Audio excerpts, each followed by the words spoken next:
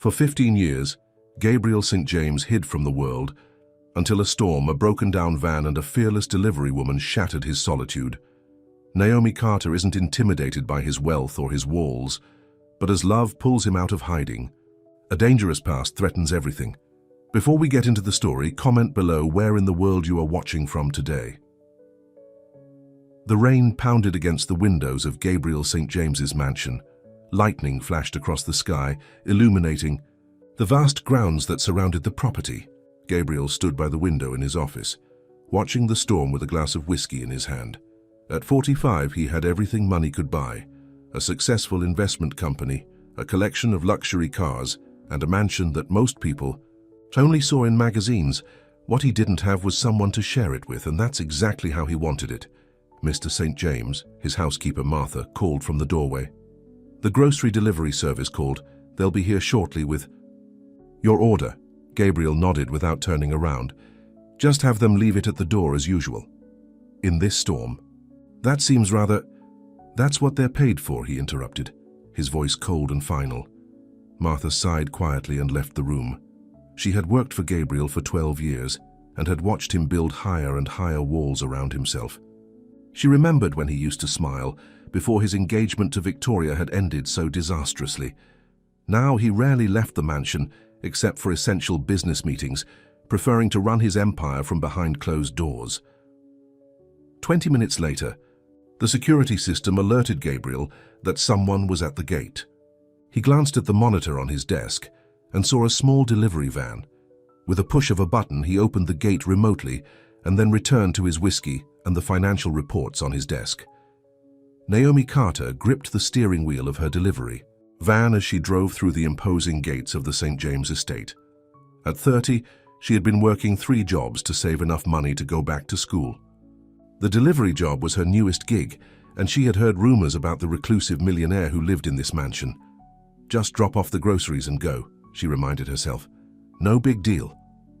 But as she approached the circular driveway, her van made a strange noise and then sputtered to a stop.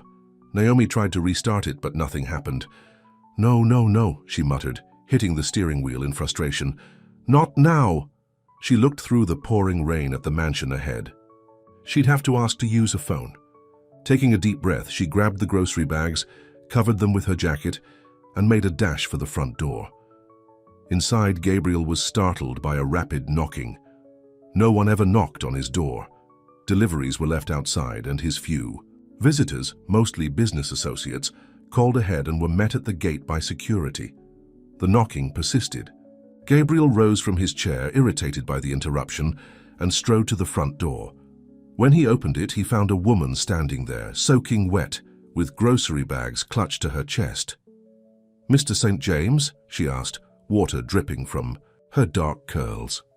"I'm Naomi from Fresh Deliveries. I've got your groceries, but my van broke down in your driveway. Could I use your phone to call for help?"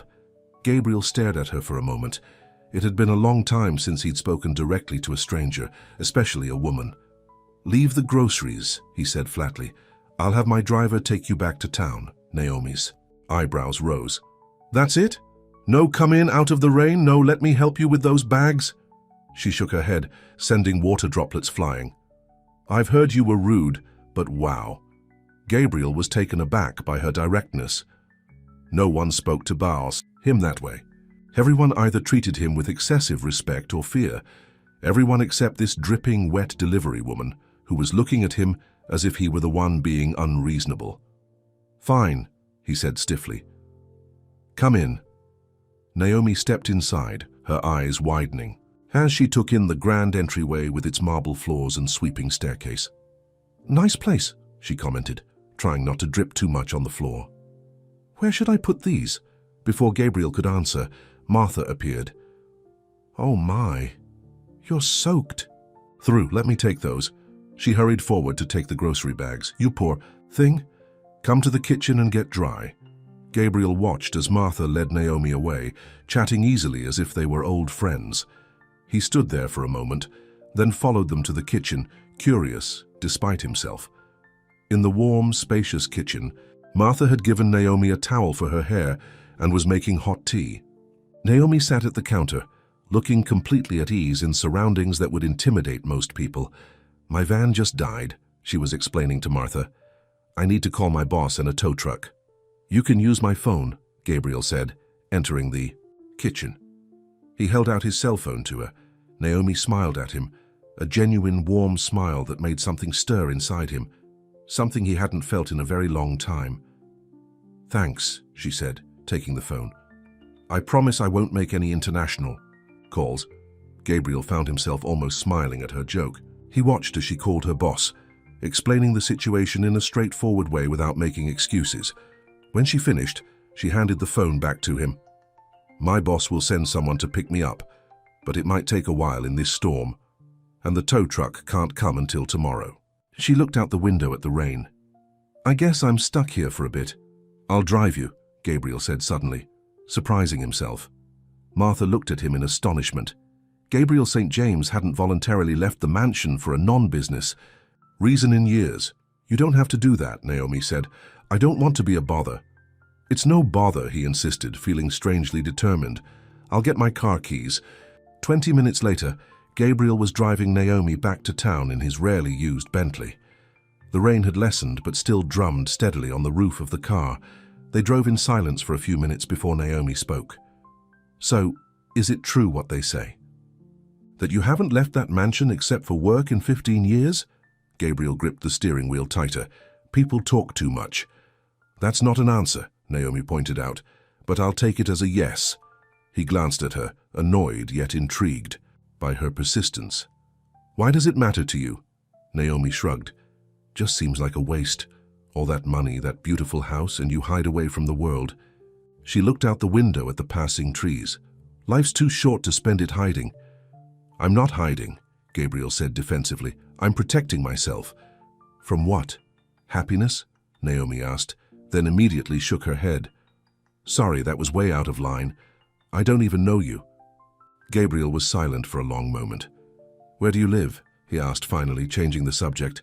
"The apartment complex on Elm Street," she directed. "Second building on the right." When they arrived, Gabriel pulled up in front of her building. It was a modest apartment complex, nothing fancy but well-maintained. "Thanks for the ride," Naomi said, reaching for the door handle. Then she turned back to him with a smile. "And for not firing me when I called you rude."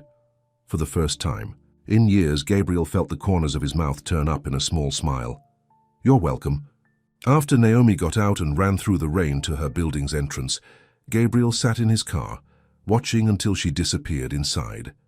He couldn't remember the last time someone had spoken to him so openly, without fear or an agenda. It was refreshing.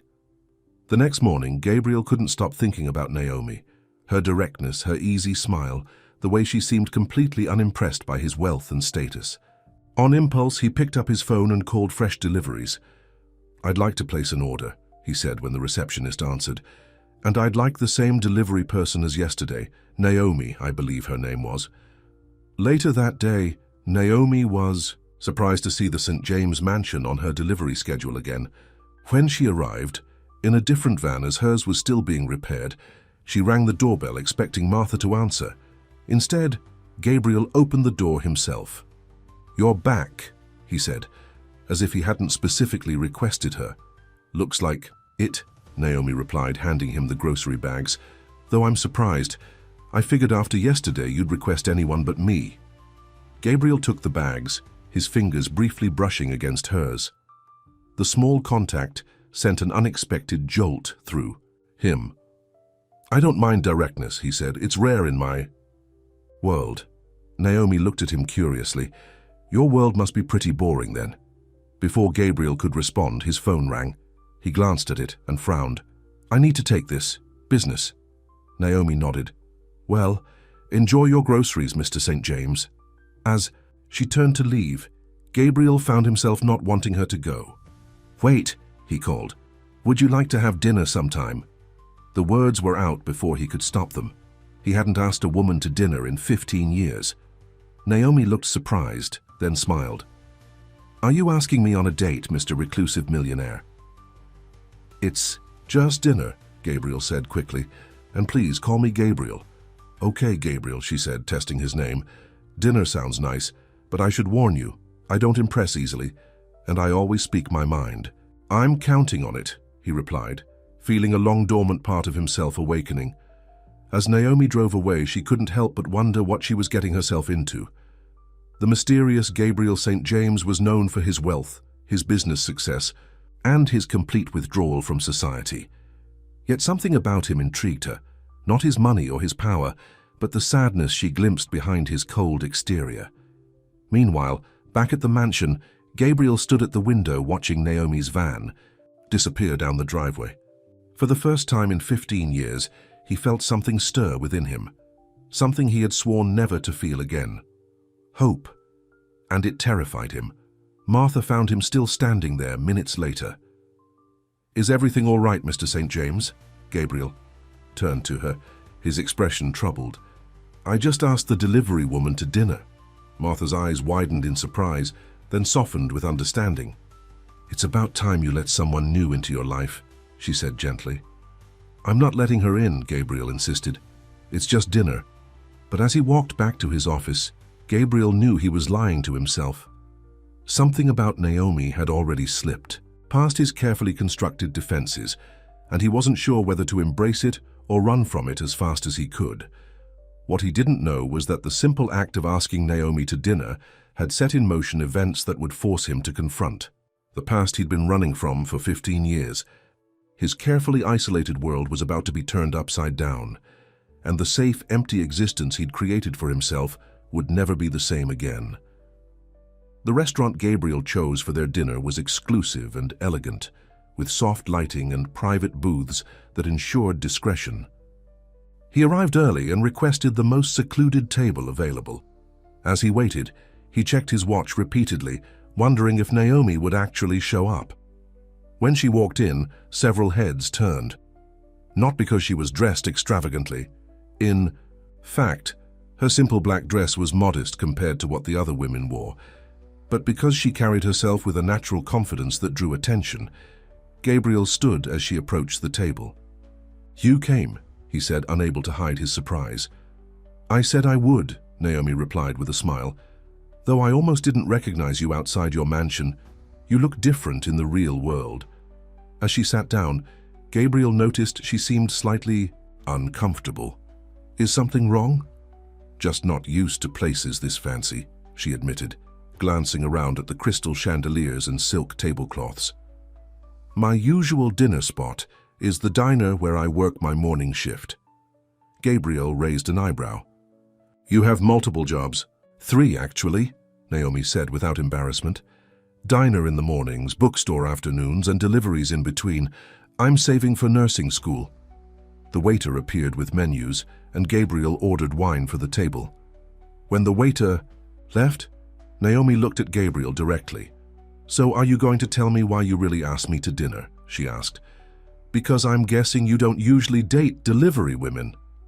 "I don't usually date anyone," Gabriel replied honestly. He paused, then added, "You're different. You treated me like a person, not a bank account or a reclusive celebrity." "That's because you are a person," Naomi said simply. "A grumpy one, but still just a person." Gabriel actually laughed, a rusty sound he barely recognized as his own. "It's been a long time since anyone called me grumpy to my face." "Well, get used to it. I told you I speak my mind." Naomi opened her menu and her eyes widened at the prices. "Wow, these better be the best steaks on the planet." Gabriel watched her, amused by her candidness. "Order whatever you want." Their conversation flowed more easily than Gabriel had expected. Naomi told him about growing up in a small town, moving to the city for better opportunities, and her dream of becoming a nurse. Gabriel found himself sharing bits about his business, safe topics that didn't require him to reveal anything personal. "You're good at that," Naomi observed after he finished explaining a recent investment. "Good at what?" "Talking without really saying anything about yourself." She took a sip of wine. "I know about your company's profit margins, but nothing about what makes Gabriel St. James tick." Gabriel tensed slightly. "There's not much to tell." "I doubt that," Naomi said. "A man doesn't lock himself away for 15 years without a story." When he remained silent, she added, But I won't push, not tonight anyway. As the evening progressed, Gabriel found himself relaxing.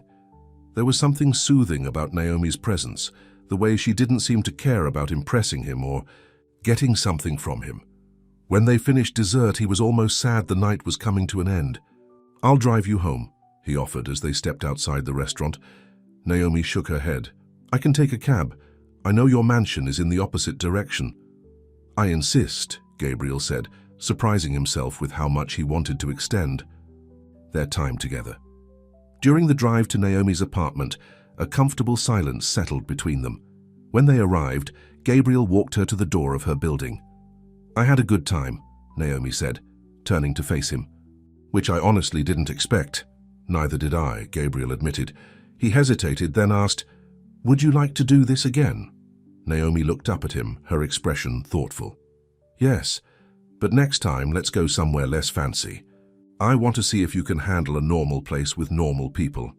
Gabriel felt a mix of anticipation and anxiety at the thought. "I'll try," he promised. "Good." Naomi smiled, then surprised him by standing on her tiptoes and kissing his cheek. "Good night, Gabriel." As he drove home, Gabriel touched the spot where Naomi had kissed him. The simple gesture had affected him more than he wanted to admit. For the first time in years, he found himself looking forward to tomorrow. The next morning, Gabriel had just finished a business call when Martha entered his office with a strange expression on her face. "Sir, there's someone here to see you. She says her name is Victoria Pierce." Gabriel froze. Victoria, the woman who had betrayed him 15 years ago, the reason he had shut himself away from the world. "Tell her to leave," he said coldly. "I tried, sir, but she was quite insistent. She says it's important." Before Gabriel could respond, a tall, elegantly dressed woman appeared in the doorway behind Martha. Her blonde hair was perfectly styled, her makeup flawless, and her smile practiced. "Hello, Gabriel," Victoria said smoothly. "It's been a long time." Martha looked uncertainly between them, then quietly excused herself, closing the door behind her. Gabriel stood rigidly behind his desk. "What are you doing here, Victoria?" "Can't old friends catch up?" she asked, moving gracefully into the room. Her eyes took in the expensive furnishings. "You've done well for yourself." "We're not friends," Gabriel said flatly. "And you didn't answer my question." Victoria's smile faltered slightly. "I'm back in town because my husband and I are opening a new art gallery. I heard you've become quite the collector." "And you thought I'd what? Buy from you? Invest in your gallery?" Gabriel laughed bitterly. "After what you did?" Victoria sighed dramatically. "Gabriel, that was 15 years ago. We were young. Mistakes were made." "Mistakes?" Gabriel's voice hardened. "You slept with my brother the night before our wedding, then took half my company in the settlement. Those weren't mistakes, Victoria. Those were choices." Victoria waved her hand dismissively. "Ancient history, and look at you now. Richer than ever. I did you a favor." Gabriel stared at her, amazed by her audacity. The woman who had shattered his heart and his trust was standing in his office, acting as if she'd done nothing wrong. "Get out," he said quietly. "And don't come back." Victoria's expression hardened. "Fine. But this town isn't as big as you think, Gabriel. We're bound to run into each other again." She turned to leave, but paused at the door. "By the way, I heard you were seen at Bellini's last night with some woman. Moving on at last?" Faye's question felt like an invasion, and Gabriel didn't dignify it with a response. After Victoria left, he stood at the window, his hands clenched into fists. Seeing her had brought back all the pain and humiliation he'd worked so hard to bury. This was exactly why he didn't let people into his life. They always ended up hurting you. When his phone rang, Gabriel almost didn't answer it. But when he saw Naomi's name on the screen, he'd given her his private number after their dinner. He found himself reaching for it. "Hello," he said, his voice still tense from the encounter with Victoria. "Hey, it's Naomi. Is this a bad time? You sound upset." Gabriel took a deep breath. "No, it's fine. What can I do for you?" "Well, I was thinking about our next date," Naomi said. "There's a food festival in the park this Saturday. Nothing fancy, just local restaurants setting up booths. Would you be interested?" The thought of going to a crowded public event made Gabriel immediately want to refuse, but then he thought about spending the afternoon with Naomi, and something within him shifted. Yes, I could do that, he said, surprising himself. Great. Meet me at the park entrance at noon. Naomi sounded genuinely pleased. After they hung up, Gabriel sat down heavily in his chair. What was he doing? First dinner at a restaurant? Now a public festival? And right after Victoria's unexpected visit had reminded him of all the reasons he had withdrawn from the world in the first place. Martha knocked and entered with a cup of coffee. "Are you all right, sir? That woman, I'm fine," Gabriel said automatically. Martha gave him a knowing look. "If you don't mind me saying, you haven't been fine in 15 years. But lately, since meeting Ms. Carter, you've seemed different." Gabriel didn't respond, but Martha's words stayed with him throughout the day. By the time Saturday arrived, he had almost convinced himself to cancel the date. But some new, unfamiliar part of him wanted to see Naomi again, wanted to experience something beyond the safe, empty routine of his carefully controlled life. The food festival was exactly as he feared, crowded, noisy, and overwhelming. Gabriel stood at the entrance, fighting the urge to turn around and go back to his mansion. Then he saw Naomi waving to him, her smile bright and genuine, and something inside him settled. "You came," she said, sounding just as surprised as he had been at the restaurant. "I said I would," he replied, echoing her words from their first date. Naomi grinned and took his hand, pulling him into the crowd. "Come on, you have to try the tacos from this place. They're amazing." For the first hour, Gabriel was tense, constantly aware of the people around them, wondering if they recognized him. But gradually, as they moved from booth to booth, sampling different foods and laughing at Naomi's commentary, he began to relax. "See? Not so terrible being around normal people, is it?" Naomi asked as they sat on a bench eating ice cream. Gabriel looked at her, at the way the sunlight caught in her dark curls, and felt something warm unfurl in his chest. "No, not terrible at all." Later, as they walked through the park, Naomi stopped suddenly. "Oh no." "What's wrong?" Gabriel asked. Naomi was looking at a woman approaching them, a tall, elegant blonde whose face Gabriel recognized immediately. "Victoria. That's my boss's wife from the bookstore," Naomi explained. "She's not the easiest person to work with." Before Gabriel could warn her or suggest they leave, Victoria was upon them. "Gabriel," she said with feigned surprise. "What a coincidence." Naomi looked between them, confusion clear on her face. "You two know each other?" "Oh, Gabriel and I go way back," Victoria said with a sly smile. "Don't we, darling?" Gabriel felt his jaw tighten. Victoria was just leaving. Victoria ignored him, turning to Naomi instead. "You're the girl from the bookstore, aren't you, Natalie?"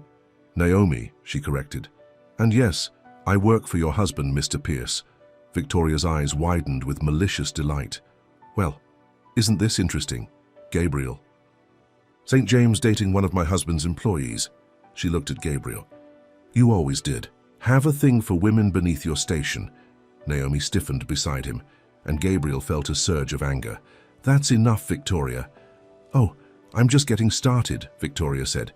"Does she know about us, Gabriel, about what happened?" Naomi looked up at Gabriel, questions in her eyes. He wanted to explain, to tell her the truth before Victoria could twist it, but the words caught in his throat.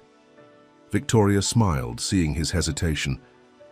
"I'll leave you two to your date." "But, Gabriel, do come by the gallery opening next week for old time's sake." With that, she walked away, leaving a heavy silence in her wake.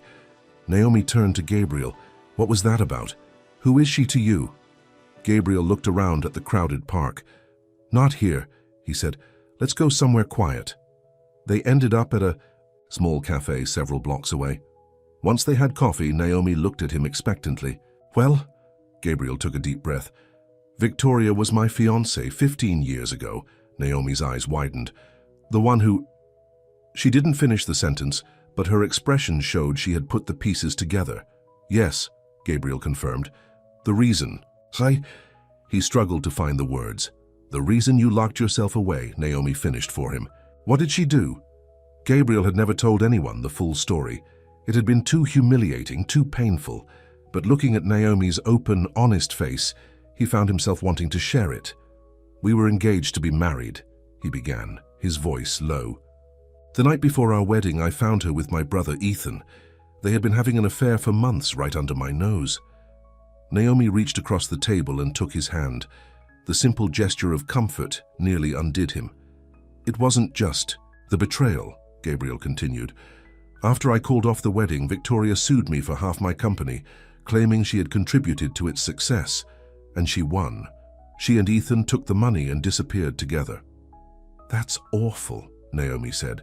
Softly, "I'm so sorry." "I rebuilt the company, made it even more successful," Gabriel said. "But I couldn't rebuild my trust in people, so I stopped trying." Naomi squeezed his hand. "Until now?" The question hung between them, full of possibility and danger. Gabriel looked at their joined hands, then up at Naomi's face. In her eyes he saw no judgment, no calculation, only understanding and something else, something that both thrilled and terrified him.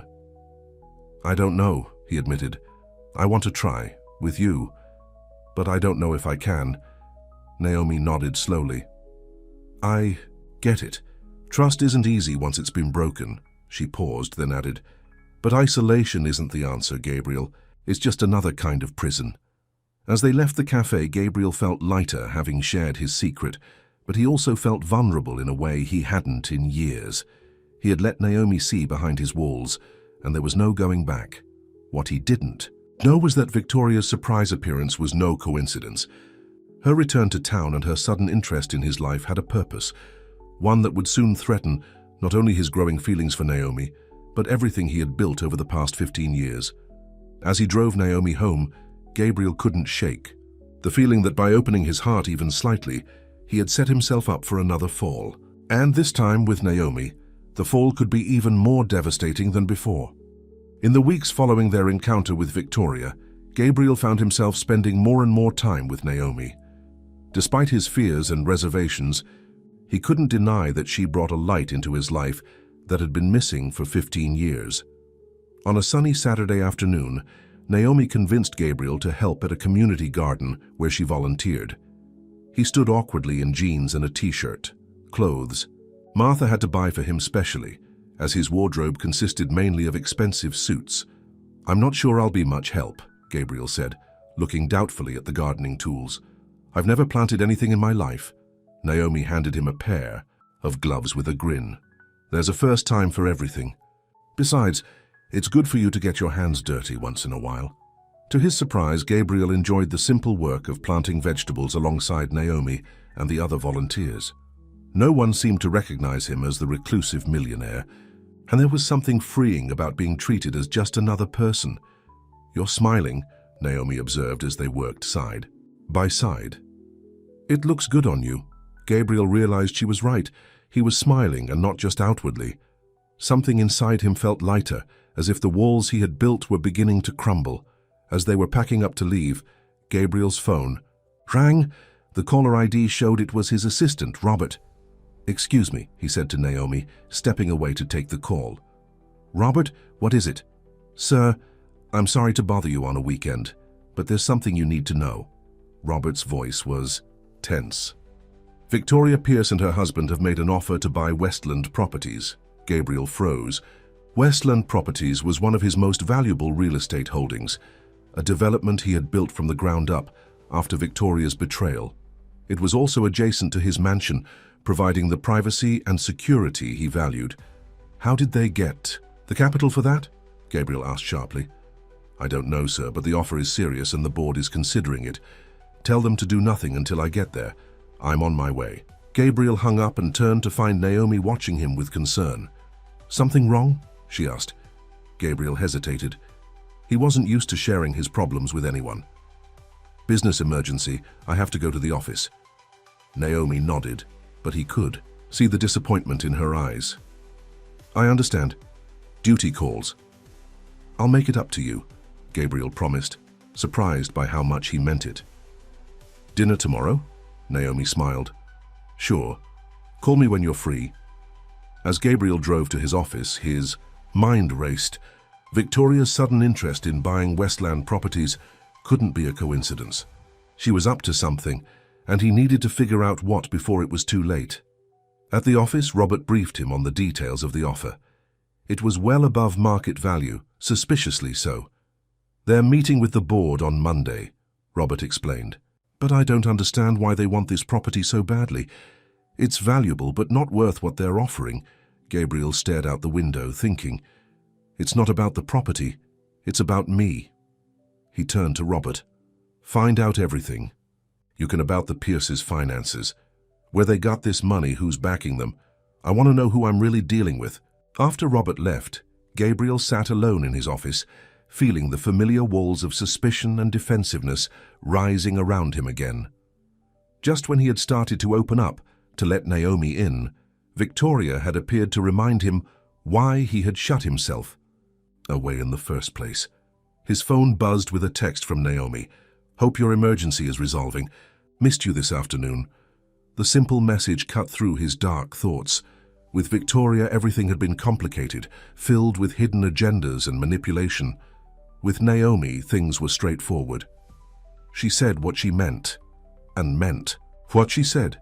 Gabriel made a decision. He would not let Victoria's games drive him back into isolation. Not this time. The next day, Gabriel met Naomi for dinner at a small Italian restaurant she had chosen. As they ate, he found himself telling her about Victoria's offer on Westland properties.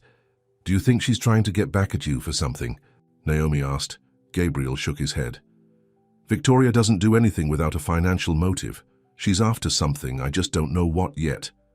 Naomi reached across the table and took his hand. "Whatever she's planning, you'll figure it out. You're smarter than she is." Her confidence in him was both surprising and touching. Gabriel squeezed her hand, marveling at how natural it felt to be with her, to share his concerns. After dinner, they walked along the river that ran through the city. The night was warm, stars visible above despite the city lights. "Tell me something," Naomi said as they walked. "In all these years of hiding away, haven't you been lonely?" The question caught Gabriel off guard. "I don't know. Maybe. I got used to being alone." "That's not the same as not being lonely," Naomi pointed out gently. Gabriel was silent for a moment. "Yes," he admitted finally. "I've been lonely, but it felt safer than the alternative."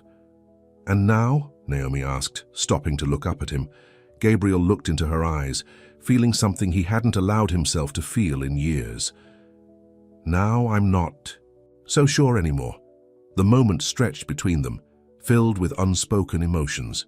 Then slowly Gabriel leaned down and kissed her. It was gentle at first, tentative, but deepened as Naomi responded, her arms sliding around his neck. When they finally broke apart, Gabriel rested his forehead against hers, his heart racing. He hadn't kissed anyone since Victoria, hadn't wanted to, but with Naomi, it felt right. It felt like coming home after a long, cold journey. "You're changing me," he whispered. "I don't know if that's good or bad." Naomi smiled. "I think it's good. Very good." Monday morning came too quickly. Gabriel arrived at his office early, prepared for the meeting with the board and the Pierces. Robert had gathered some information, but nothing that explained why Victoria and her husband were so interested in Westland properties. The boardroom was already full when Gabriel entered. He nodded to his board members, then froze when he saw who was sitting beside Victoria and her husband, Richard Pierce Ethan, his brother, the man who had betrayed him with Victoria 15 years ago. "Hello, Gabriel," Ethan said, standing. "It's been a long time."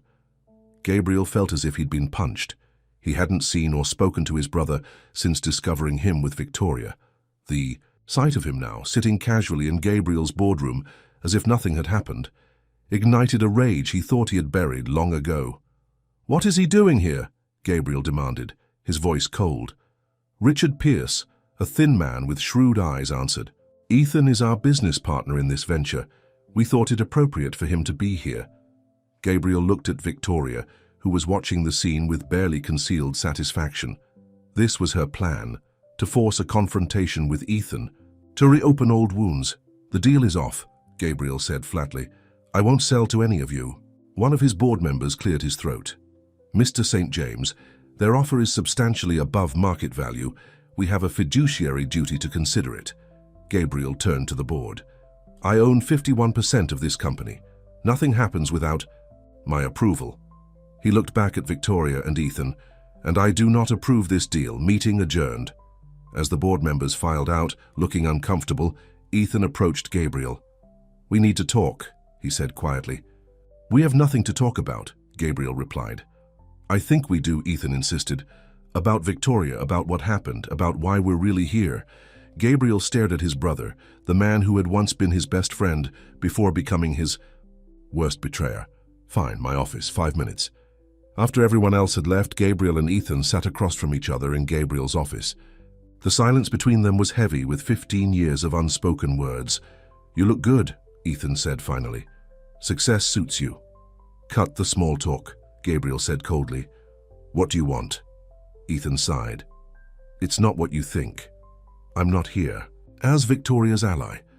In fact, Richard and I are barely speaking these days. Gabriel raised an eyebrow, skeptical. You expect me to believe that? After you showed up with them today? I came back because I heard you were finally emerging from that fortress you built around yourself, Ethan said. I heard you were seeing someone, a delivery woman named Naomi. Gabriel tensed. How do you know about Naomi? Victoria told me. She's been watching you, Gabriel. She's obsessed with you, with what you've built. And she's not happy about Naomi. What does Victoria care? Who I date? Gabriel asked. Ethan leaned forward. Because she never got over you. The money she took, the marriage to Richard, it was all part of her plan to make you jealous, to make you fight for her. But you didn't. You disappeared instead. Gabriel shook, his head in disbelief. That's insane. That's Victoria, Ethan countered. And now she's back with a new plan. She wants Westland Properties because it's next to your mansion. She wants to be close to you again. And why should I believe anything you say? Gabriel demanded. You betrayed me just as much as she did. Ethan's face filled with regret. I know, and I've regretted it every day since. Victoria manipulated me, Gabriel. She told me you were cheating on her, that you didn't really love her. I was drunk and stupid enough to believe her. By the time I realized the truth, it was too late. Gabriel stood, unable to sit still with the storm of emotions inside him. Even if that's true, why come back now? Why get involved in Victoria's scheme? To warn you, Ethan said simply. Victoria is dangerous when she doesn't get what she wants. And what she wants is you, or at least to destroy your chance at happiness with someone else. Gabriel stared out the window, processing this new information. Could Ethan be telling the truth, or was this just another betrayal in the making? Stay away from me, Gabriel said finally. And tell Victoria the same. I'm not the man I was 15 years ago. I won't be manipulated again. After Ethan left, Gabriel called Naomi. Hearing her voice steadied him, reminded him of what was real and true in his life now. Can I see you tonight? He asked. Of course, Naomi replied. Is everything okay? You sound upset. I'll explain when I see you, Gabriel promised. That evening, Gabriel told Naomi everything about the meeting, about Ethan's unexpected appearance, and about his brother's claims regarding Victoria. Do you believe him? Naomi asked when he had finished. Gabriel ran a hand through his hair, frustrated. I don't know. Ethan was always the better liar of the two of us, but what he said about Victoria makes a twisted kind of sense. Naomi was quiet for a moment, thinking. If he's telling the truth, then Victoria might try to cause trouble for us. I won't let her hurt you, Gabriel said firmly. Naomi smiled at his protectiveness. I'm not worried about me. I can handle Victoria. I'm worried about you, about what all this is bringing up for you. Gabriel took her hand, still amazed at how easily she saw through him. I spent 15 years hiding from what they did to me. I don't want to hide anymore. Good, Naomi said softly, because I'm falling in love with you, Gabriel St. James, and I'd hate to lose you to ghosts from your past. Her words hit him like a wave, washing away the darkness Ethan and Victoria had brought back into his life. I'm falling in love with you too, he admitted, the words feeling strange but right on his lips. The next day, Gabriel was reviewing contracts in his home office when Martha knocked on the door.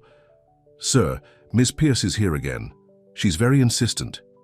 Gabriel sighed. Send her in. It's time I dealt with this once and for all. Victoria entered, looking as polished and perfect as ever. Gabriel, we need to talk about the offer. There's nothing to talk about, Gabriel said firmly. I'm not selling to you, Victoria. Not now, not ever. Victoria's pleasant expression faltered. You're making a mistake. Our offer is more than fair. This isn't about money, Gabriel replied. It's about whatever game you're playing. Ethan told me everything. Victoria's eyes narrowed. My husband's idiot brother doesn't know what he's talking about.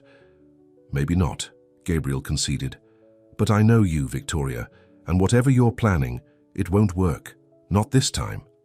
Victoria stepped closer, her voice softening.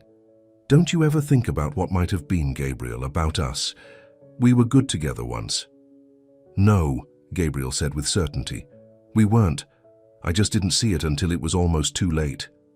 Victoria's face hardened. It's that delivery girl, isn't it, Naomi? You think she actually cares about you and not your money? Gabriel smiled, unfazed by her attempt to sow doubt. That's the difference between you and Naomi. She sees me for who I am, not what I have. We'll see about that, Victoria said, her voice cold. Everyone has a price, Gabriel. Even your precious Naomi.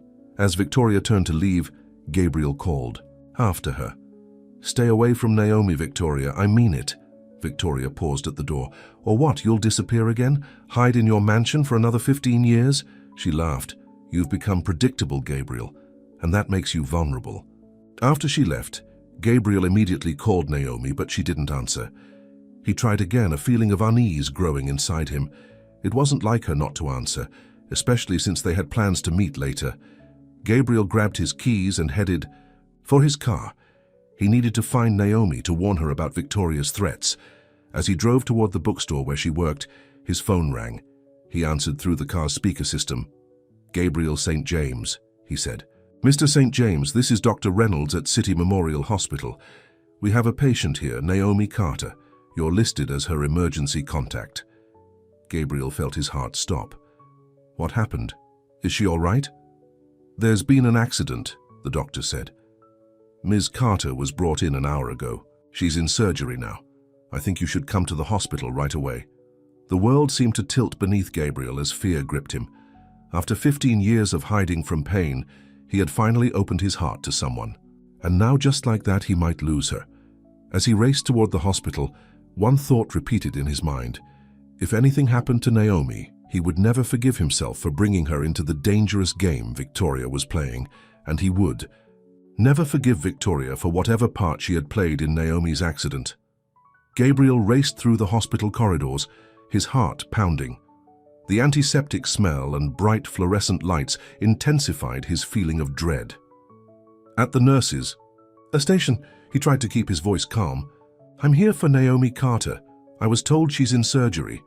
A nurse looked up from her computer. Are you family? I'm Gabriel St. James. I'm her emergency contact, he said, struggling to control his fear. The nurse nodded. The doctor will be with you shortly.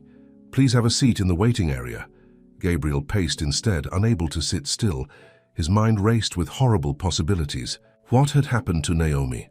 Was Victoria involved somehow? The thought made his blood boil. Mr. St. James? Gabriel turned to see a doctor approaching, her surgical cap still on. How is she? He demanded. Ms. Carter is stable, the doctor said.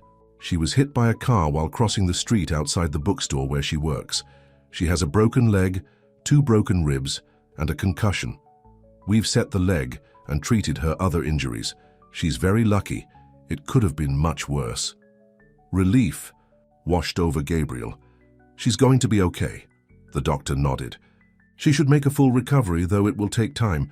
She's in recovery now. You can see her in about 30 minutes. Was it a hit and run? Gabriel asked, his suspicions about Victoria still strong. No, the driver stayed at the scene. According to the police report, it was an elderly man who lost control of his vehicle. A complete accident. Gabriel felt a mix of relief and shame. It hadn't been Victoria's doing after all. His paranoia had immediately jumped to the worst conclusion. When he was finally allowed to see Naomi, Gabriel felt his heart clench at the sight of her in the hospital bed. Her face was bruised, her leg in a cast, and an IV line ran into her arm. Despite it all, she managed a weak smile when she saw him. "Hey," she said, her voice hoarse. "Sorry about our date." Gabriel moved to her side, carefully taking her hand. "Don't joke, I was so worried." "It takes more than a car to get rid of me," Naomi said, then winced as she tried to adjust her position. "Don't move," Gabriel urged. "The doctor said you need to rest." Naomi looked at him with a surprising clarity given her condition. "You thought Victoria was behind this, didn't you?" Gabriel hesitated, then nodded. "The timing seems suspicious." "I told you I can handle Victoria," Naomi said, "though preferably not with my body as a bumper." Despite everything, Gabriel found himself smiling at her attempt at humor. Even injured in a hospital bed, Naomi's spirit remained unbroken. It was one of the many things he loved about her. Loved. The realization hit him with full force. He didn't just care for Naomi or enjoy her company. He loved her completely and without reservation. "You should go home and rest," Naomi told him, misinterpreting his sudden silence. "I'm not going anywhere tonight." "I'm staying," Gabriel said, firmly. "I'll be right here when you wake up." For the first time in 15 years, Gabriel spent the night in an uncomfortable chair instead of his luxurious mansion. He watched Naomi sleep, listened to her breathing, and made a decision. He would not let fear rule his life anymore. Not fear of betrayal, not fear of hurt, not even fear of loving someone again. The next morning, Martha arrived with clean clothes for Gabriel and flowers for Naomi. "The whole staff is worried about Miss Carter," Martha told him. "She's become quite special to all of us." "She's special to me too," Gabriel said quietly. "More than I realized until now." Martha smiled knowingly. "It's about time, sir." When Naomi woke, she seemed surprised to find Gabriel still there. "You really stayed all night? In that awful chair?" "I've been in worse places," Gabriel said, though in truth he couldn't remember the last time he'd been so uncomfortable or cared so little about his discomfort. A knock at the door interrupted them. To Gabriel's surprise, it was his brother Ethan. "I heard about the accident," Ethan said, looking genuinely concerned. "How is she?" Before Gabriel could answer, Naomi spoke up. "I'm fine, just a little banged up. And you must be the infamous brother." Ethan looked taken aback by her directness, then smiled. "Guilty as charged, though infamous is a bit harsh." "Is it?" Naomi asked pointedly. Ethan's smile faded. "No, I suppose not." He turned to Gabriel. "Can we talk just for a minute?" Gabriel hesitated, looking at Naomi. She nodded, giving him permission. "5 minutes," Gabriel told Ethan, following him into the hallway. "Victoria knows about the accident," Ethan said without preamble. "She's planning something, but I can't." "Figure out what?" "She's been meeting with Richard's lawyers secretly." "Why are you telling me this?" Gabriel asked, still not fully trusting his brother. Ethan ran a hand through his hair, a gesture so familiar that Gabriel felt an unexpected pang of nostalgia for the brother he had once been close to. "Because I'm trying to make amends," Ethan said. "I know it's 15 years too late, but I want to try, and because I think Victoria might be more dangerous than either of us realized." Gabriel studied his brother's face, looking for signs of deception but finding only what appeared to be genuine regret. "What happened with you and Victoria after—" Gabriel couldn't bring himself to finish the sentence. "After we betrayed you," Ethan finished for him. "We were together for about 6 months. Once the money was gone, so was the attraction. She left me for Richard, who had more to offer her. It took losing everything for me to see what she really was." Gabriel absorbed this information silently. Part of him wanted to tell Ethan it served him right, but another part, a part he thought had died long ago, felt a flicker of compassion for his brother. "I need to get back to Naomi," Gabriel said finally. "Of course," Ethan nodded. "Just be careful. Victoria isn't done yet." Back in Naomi's room, Gabriel found her looking through some paperwork a nurse had brought. "Everything okay?" she asked, watching his face carefully. Gabriel sat on the edge of her bed, taking her hand. "Ethan thinks Victoria is planning something. He doesn't know what." Naomi squeezed his hand. "Whatever it is, we'll handle it together." Together. The word filled Gabriel with both hope and fear. The doctor says you can leave tomorrow, but you'll need care for a few weeks. Your apartment has stairs and no elevator. I know, Naomi sighed. I was just looking at short-term rentals, but with my budget and 3 jobs, I can't work right now. Stay with me, Gabriel said before he could overthink it. The mansion has plenty of room, no stairs you'd need to use, and Martha would love the company. Naomi looked surprised. Are you sure? That's a big step. I'm sure, Gabriel said, realizing how much he meant it. I want you there, Naomi. I want to take care of you. The next day, Gabriel brought Naomi to his mansion. Martha had prepared a ground-floor guest suite, making it as comfortable as possible. As he helped Naomi settle in, Gabriel felt his home transform. With her there, the mansion no longer felt like the fortress he had hidden in for 15 years. It felt like a home. Over the next 2 weeks, they fell into a routine. Gabriel rearranged his work schedule to spend more time with Naomi. They watched movies together, played board games, and talked for hours.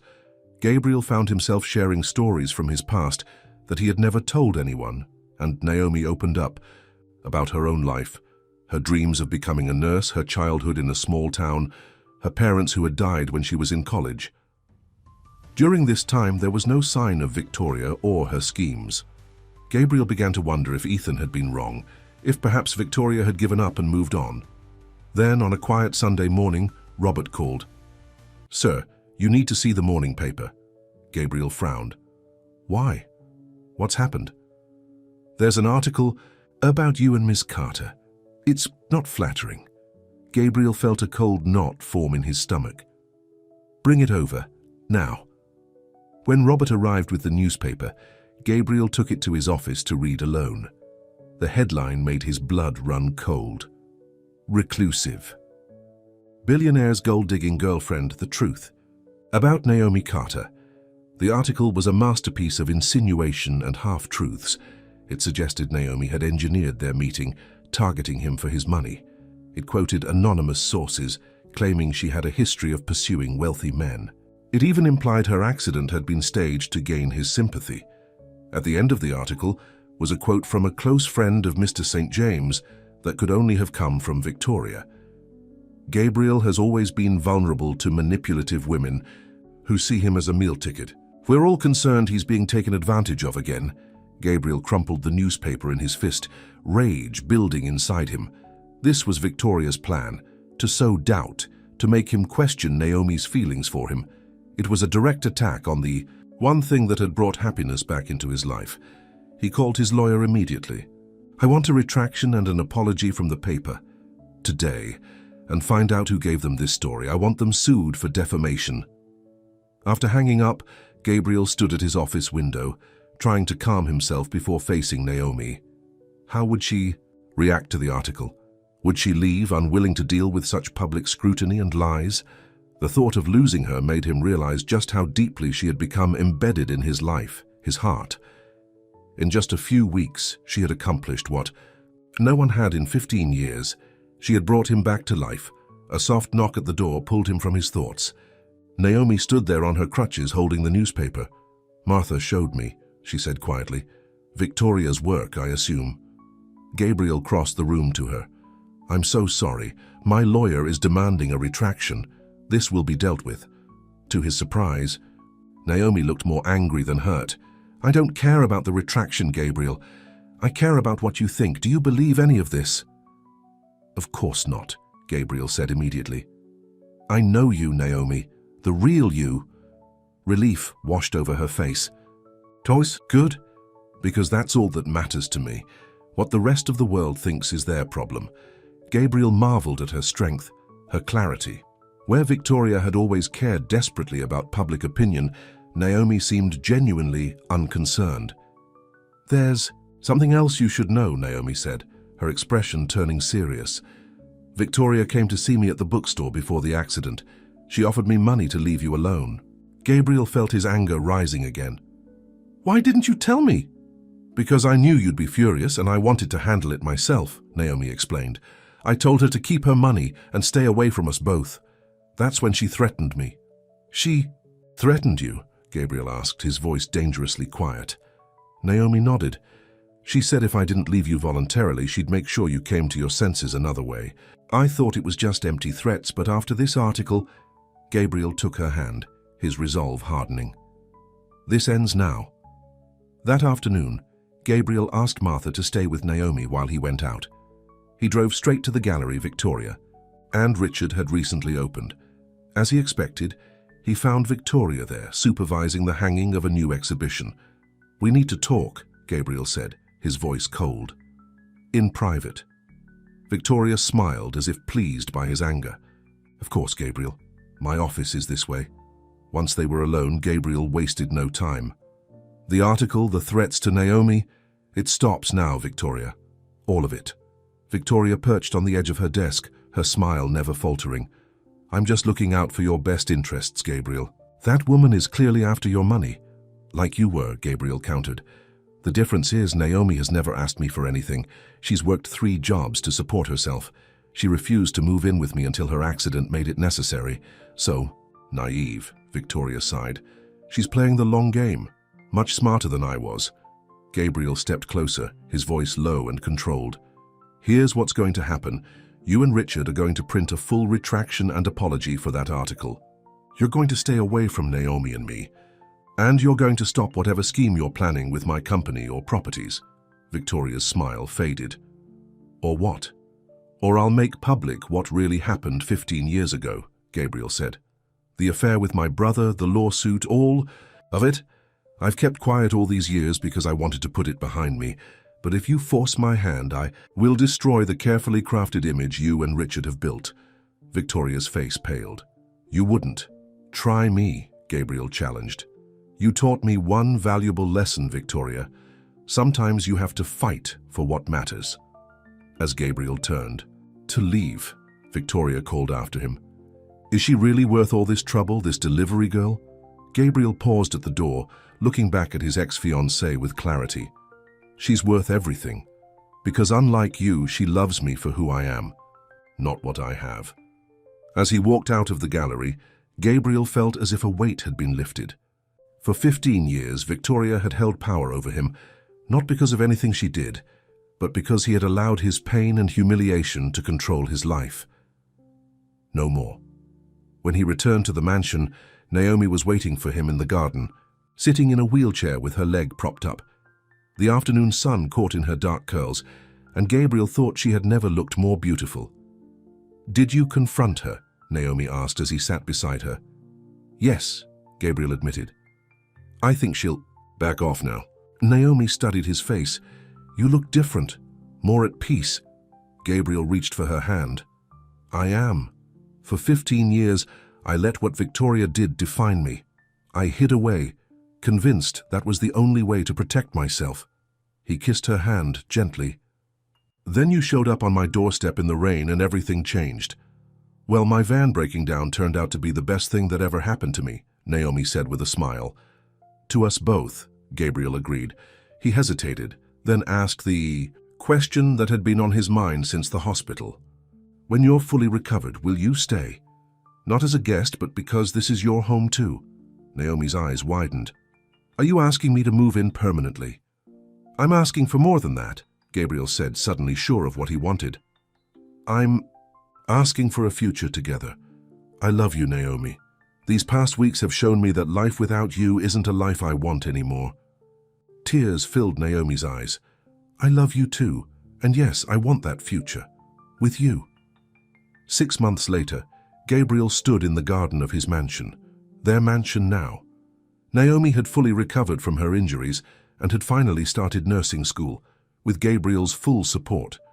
The garden was filled with friends for the housewarming party Naomi had insisted on throwing. "Quite a change from the recluse I used to work for," Martha commented, bringing Gabriel a drink. "The house hasn't seen this many people in 15 years." Gabriel smiled, watching as Naomi laughed with some of her friends from the community garden. Change is good, it turns out. To his surprise, he spotted Ethan among the guests, talking with Robert. The brothers had begun the slow process of reconciliation, though trust was still a work in progress. As for Victoria, the retraction had been printed the day after Gabriel's visit to the gallery. She and Richard had withdrawn their offer on Westland properties, and had recently announced they were moving to Europe to expand their art business. Gabriel suspected it was more about saving face than any real business opportunity, but he didn't care. Victoria was out of their lives. "Penny, are your thoughts?" Naomi said, appearing at his side and slipping her arm through his. Gabriel pulled her close. "I was just thinking about how one rainy day and a broken-down delivery van changed everything." Naomi looked up at him, her eyes full of love. "For a smart businessman, it took you long enough to realize some deliveries are worth signing for personally." Gabriel laughed, then leaned down to kiss her. Around them, their friends, a new life continued to bloom, as bright and full of promise as the flowers in the garden that had once been his solitary retreat and was now the heart of their home. For 15 years, Gabriel St. James had hidden himself away, convinced that isolation was safety. But Naomi had taught him the truth, that real safety came from finding someone who saw all of you, the good and the bad, and loved you anyway. As they rejoined their guests, hand in hand, Gabriel felt no trace of the fear that had ruled him for so long. With Naomi by his side, he wasn't just existing anymore, he was living, and for the first time in 15 years, he was looking forward to tomorrow.